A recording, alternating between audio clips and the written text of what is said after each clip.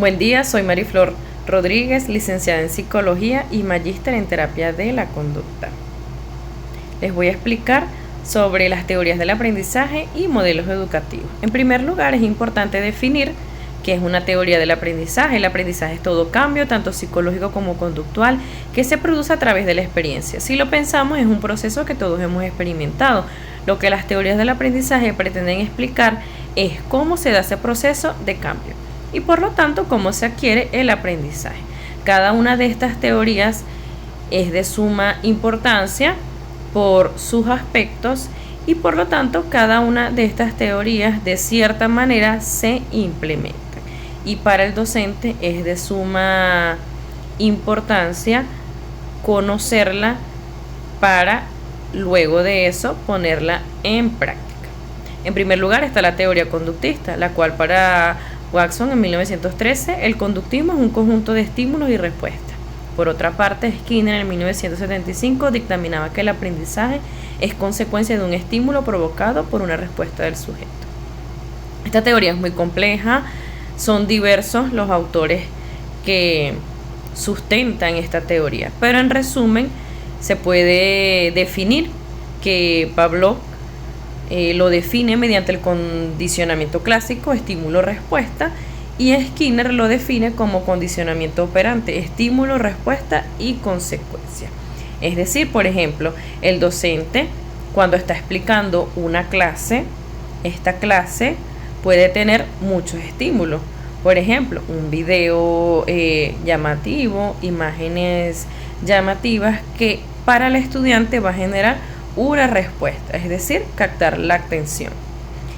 Y, por ejemplo, el docente cuando está explicando una clase, el estímulo sería, por ejemplo, preguntar sobre algo y el estudiante como respuesta debe responder a esa pregunta. Y la consecuencia puede ser un reforzador positivo, ya que el estudiante contestó de una manera operativa, o puede ser un reforzador negativo porque el estudiante no respondió bien ante esa pregunta. La otra teoría es la constructivista, la cual Vygotsky en 1978, según esta teoría, el aprendizaje es un proceso personal y social que se basa en la construcción de significados a partir de experiencias previas.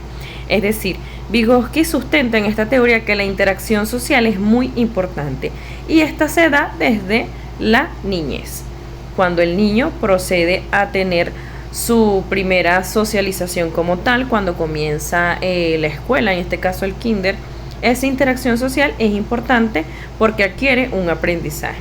Ahora, como ejemplo sería, el docente está explicando sobre una temática y el docente procede a que cada uno de los estudiantes debe indicar su opinión.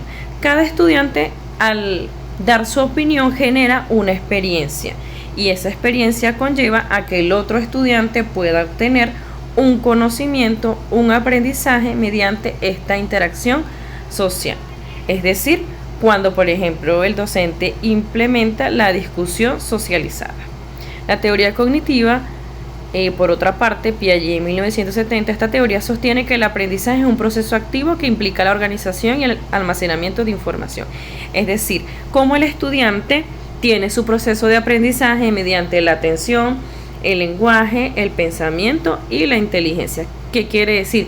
Que cada estudiante procesa el aprendizaje de una manera muy diferente y por lo tanto el docente debe conocer qué estrategia va a implementar, ya que cada estudiante puede tener como canal de sensopercepción auditivo, visual, kinestésico y por lo tanto el docente debe presentar diversos estímulos, en este caso recursos, que pueda el estudiante mediante su canal de sensopercepción adquirir conocimiento.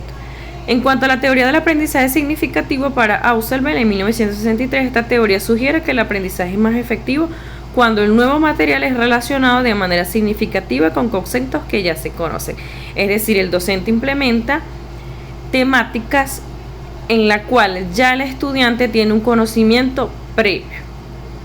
O, por ejemplo, cuando el docente mediante su planificación manifiesta que la siguiente clase se va a abordar sobre la siguiente temática. Por lo tanto, ya el estudiante previamente debe de tener investigado sobre esta temática y por lo tanto se genera ese aprendizaje significativo.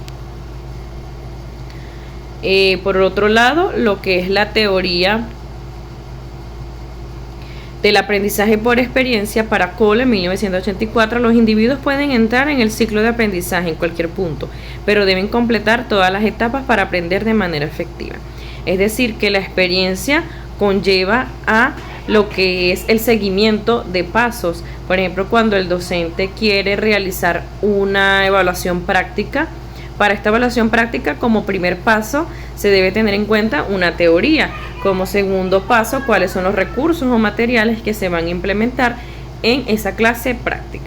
La teoría cognitivista para Sieme en el 2004 se puede entender la emergencia de esta nueva tendencia en un contexto social por la era digital. Es decir, la teoría cognitivista se basa en lo que es toda la parte de lo que es la actualidad, que es la era digital, todo lo que es la implementación de recursos tecnológicos y por lo tanto el docente debe tener como principal cualidad el conocimiento de cuáles son los recursos tecnológicos que debe abordar en el estudiante y a su vez enseñar cómo utilizar ese recurso tecnológico para ese proceso de aprendizaje. En cuanto a la teoría de la Gestalt, Buller y Koska en 1920 sostiene que los seres humanos perciben los objetos y los eventos como patrones completos.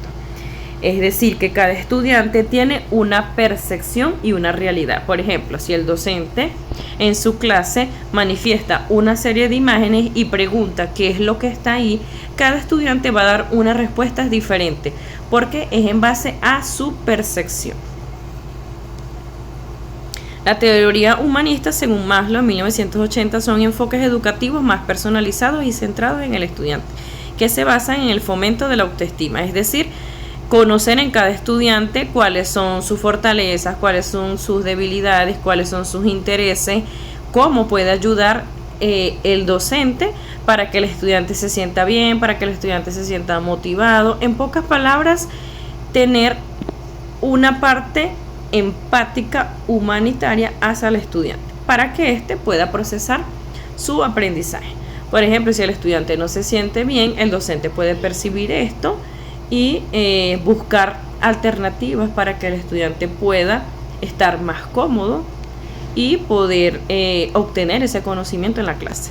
En cuanto a la teoría ecológica de sistemas, Bronfenbrenn en 1995 consiste en un enfoque ambiental sobre el desarrollo del individuo a través de los diferentes ambientes. Es lo que se desenvuelve. Es decir, un macrosistema, lo que es gobierno, está el exosistema, cómo influye la interacción social en cuanto a su familia, en cuanto a lo que es la parte de la televisión, la radio. El mesosistema ya se trata en cómo el estudiante tiene lo que es la parte familiar, la parte de interacción social, lo que es la escuela, y un microsistema ya se habla de cómo el estudiante se percibe a sí mismo. En resumen, se puede definir que la teoría conductual obtenemos mediante esta que el profesor hace arreglos para enseñar, percibe el aprendizaje como algo mecánico y repetitivo, y que este modelo está basado en estímulo y respuesta. Por ejemplo, esta teoría del aprendizaje se implementa aún en la actualidad dependiendo de la etapa evolutiva, es decir, el docente que está encargado de dar clases a niños de 3, 4, 5 años, se implementa este modelo conductista, el cual se presenta siempre un estímulo y el estudiante como respuesta va repitiendo ese conocimiento. A nivel cognitivo se puede deducir que el maestro es el guía de forma afectiva, conocimiento, habilidades metacognitivas y autorreguladoras, promueve el desarrollo de habilidades intelectuales. El alumno es un sujeto activo, posee un conocimiento previo al cual le promueven nuevos aprendizajes significativos. Actualmente esta teoría del aprendizaje se puede implementar dentro del aula de clase. Lo que es el modelo humanista, el estudiante es guiado y empujado por sus propios intereses, además de que la motivación para aprender se desarrolla de forma natural, fomentando un enfoque proactivo para la adquisición de conocimiento. Es decir, esta teoría también se implementa en la actualidad porque se debe tener esa parte empática hacia el estudiante y también guiarlo y motivarlo para que el estudiante pueda desempeñar mejor un rol estudiantil, pueda ser mejor cada día. Y el constructivista se puede deducir que es un modelo que se implementa en una etapa evolutiva de estudiantes adolescentes, adultos jóvenes, incluso en la adultez media. En pocas palabras, es un modelo, es una teoría la cual se implementa y tiene más efectividad, tiene mayores beneficios porque se toma en cuenta el aprendizaje previo, el conocimiento, la participación del estudiante. Ahora bien, con los modelos educativos son enfoques o estrategias que los educadores utilizan para guiar el proceso de enseñanza y aprendizaje. Estos modelos se basan en diferentes teorías y enfoques educativos. Es decir, mediante cada modelo educativo se implementa una estrategia. En la actualidad, todos estos modelos son importantes. Cada modelo educativo conlleva a que el estudiante pueda adquirir su conocimiento. Sin embargo, no todos cumplen o son eficientes. Porque, por ejemplo, cuando hablamos del modelo Somebody, es un modelo el cual no tiene los recursos adecuados para poder adquirir el aprendizaje en cada estudiante, ya que cada estudiante es quien decide la temática, quien decide qué materia quiere ver y quien decide qué materia que no quiere ver. Y otro modelo que no se implementa actualmente como tal es el modelo tradicional y el modelo conductista. Sin embargo, estos dos modelos se implementan, como había mencionado anteriormente, en lo que es la parte evolutiva de la escolaridad.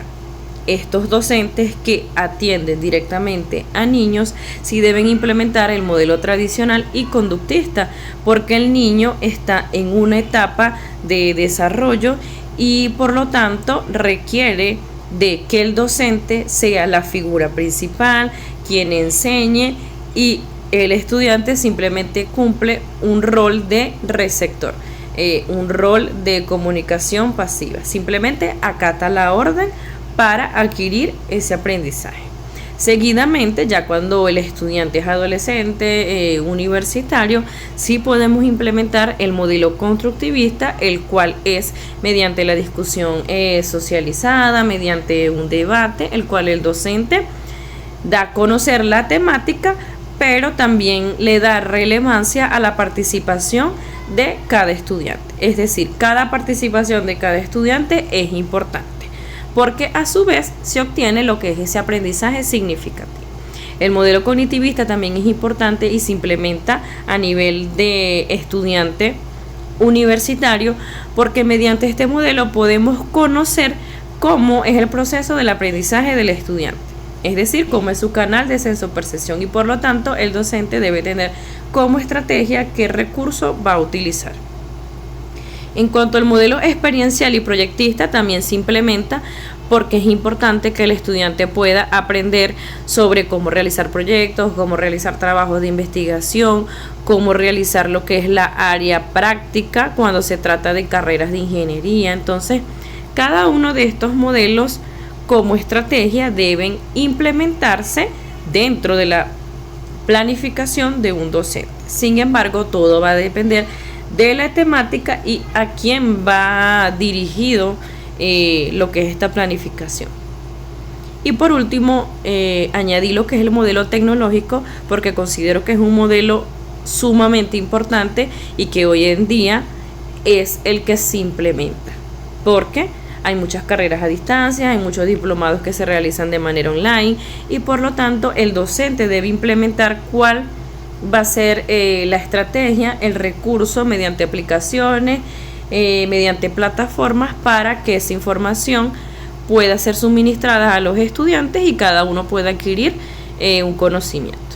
Por último, es importante identificar cuáles son las competencias del docente universitario en este caso, porque cada uno de nosotros estamos en el diplomado y tenemos esa formación hacia un docente multimodal. Y en este caso, nosotros, mediante la planificación, será dirigida a estudiantes universitarios, es decir, estudiantes adolescentes o adultos jóvenes. Entre esas competencias tenemos la capacidad de autorrealización, la capacidad para promover en el participante la captación de conceptos para la profesión y la cultura, capaz de enfrentar nuevos retos, cualidad para integrar equipos de trabajo altamente comprometidos, facilidad para ser creativo e innovador, habilidad de retener y recordar experiencias pasadas, capacidad de establecer relaciones afectivas con otros, conocedor de las nuevas tecnologías, para utilizarlas como herramientas académicas y promover su uso para afianzar el conocimiento. Poseedor de experiencia técnica y pedagógica para desempeñar un proceso de enseñanza y aprendizaje que proyecte habilidades laborales, autónomo y asertivo en sus decisiones, experto en manejo de herramientas de comunicación que promuevan la interacción educativa horizontal y motivador, altamente positivo y proactivo del pensamiento creador, la autoconfianza, el respeto por sí mismo y por los demás, la conciencia individual y colectiva en sus estudiantes. Se puede concluir que cada uno de nosotros cumplimos con estas competencias como docente universitario. En primer lugar, porque cada uno de nosotros tiene una profesión y desde esa profesión puede implementar ese aprendizaje significativo en cada uno de los estudiantes. Además de esto, tenemos competencias en cuanto a poder transmitir una buena comunicación, de poder transmitir al estudiante esa empatía, ese enganche para que el estudiante pueda sentirse cómodo, pueda sentirse interesado por la temática. Y por eso considero que cada uno de nosotros tenemos estas competencias y también podemos desarrollarlas, y por lo tanto es la finalidad por la cual cada uno de nosotros estamos estudiando en este diplomado. Por último, es importante identificar como futuro docente actualmente cuáles son mis fortalezas y debilidades. Mediante las fortalezas y las debilidades nosotros podemos identificar, según estas competencias, qué tenemos como fortaleza y qué tenemos como debilidades. Es decir, las debilidades que tengamos podamos mejorarlas en el transcurso de este diplomado.